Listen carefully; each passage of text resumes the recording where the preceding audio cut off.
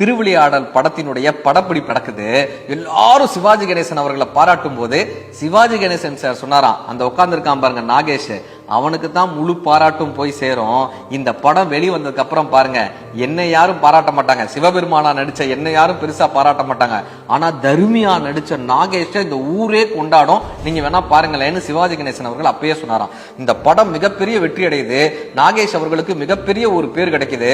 இப்ப நாகேஷ் அவர்கள்ட்ட ஒரு பத்திரிகையாளர் பேட்டி எடுக்கிறாரு, இந்த தர்மி கேரக்டர் நீங்க யாரை பார்த்துங்க ரோல் மாடலா எடுத்துக்கிட்டீங்க, யாரை பார்த்து நீங்க இப்படி பண்ணணும்னு ஆசைப்பட்டீங்க, தனியா ரொம்ப அழகா தனித்துவமான ஒரு உடல் மொழியோட நீங்க இதை பண்ணிருக்கீங்களே, இதுக்கான ரோல் மாடல் உங்களுக்கு யாருன்னு நாகேஷ் அவர்கள் சொன்னாராம்.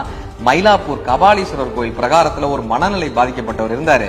அவர் தனக்குத்தானே புலம்புவாரு, தனக்குத்தானே பேசுவாரு, தனக்குத்தானே ஏதாவது ஒன்று பண்ணுவாரு. அவர் தினம் போய் பார்ப்பேன், அவருடைய உடல் மொழியை அப்படியே எடுத்துக்கிட்டேன், அதை நான் அப்படியே பண்ணேன், இந்த படத்துல பெரிய ஹிட் ஆச்சுன்னாராம். கற்றுக்கொள்ள வேண்டும் என்று நீங்கள் நினைத்தால் ஒரு பைத்தியக்காரரிடம் இருந்து கூட நீங்கள் கற்றுக்கொள்ளலாம். கற்றுக்கொள்ளவே கூடாது என்று நீங்கள் நினைத்தால் உங்கள் பக்கத்து வீட்டில் திருவள்ளுவரே இருந்தாலும் கற்றுக்கொள்ள முடியாது.